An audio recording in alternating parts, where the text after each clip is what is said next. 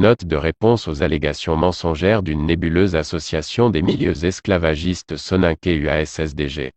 En cette fin du mois béni de Ramadan Karim propice au pardon et à l'assainissement des âmes, nous croyons que les milieux soninké défenseurs des coutumes féodalo-esclavagistes allaient avoir une once de décence morale et intellectuelle pour se faire d'interrogations nécessaires sur leur mentalité et comportement.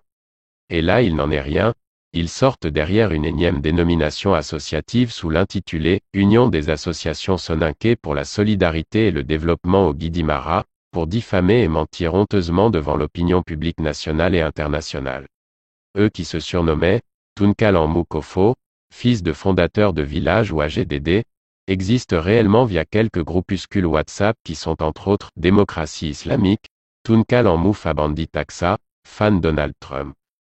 Le seul élément visible de leur nébuleuse est cette adresse mail fake, dsoumar458@gmail.com, utilisée pour envoyer leur production fallacieuse et lâche par de procédés hypocrites.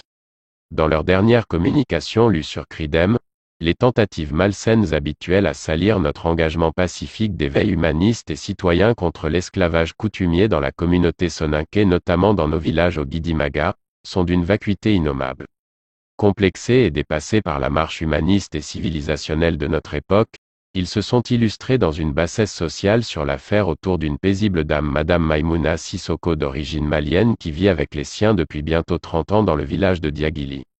Ces milieux soninké qui s'époumonnent sans cesse à nier les coutumes esclavagistes et féodales au Guidimaga, veulent la peau de cette femme au seul motif qu'elle a osé indexer justement ces mêmes coutumes qui sévissent pratiquement dans les villages soninké dans notre sous-région.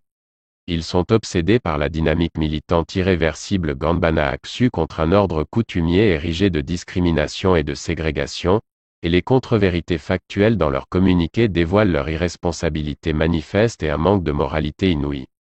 En citant quelques cas d'agression dans certains villages, ils ont travesti toutes les données avec une hypocrisie sinistre alors que les dossiers judiciaires sont connus de tous via différents communiqués et des procès tenus ou en suspens à Celi Baby.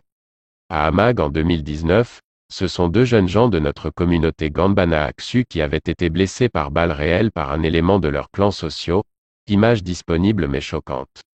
À Assi Chagar, notre tante Majigi Koulibaly avait subi une grave blessure par moto délibérément par un jeune haineux féodal, image disponible mais choquante.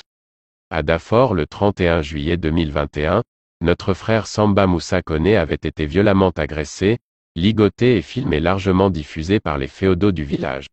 Toujours son dossier judiciaire est en cours dans le circuit de la justice qui tergiverse étrangement car ses agresseurs et leurs complices sont libres aujourd'hui, image disponible mais choquante. Sur l'affaire d'une agression aux circonstances mystérieuses aujourd'hui à Diogunturu dont la victime, paix à son âme, n'a pas survécu par la suite, les démarches judiciaires sont en cours pour démêler les choses réellement.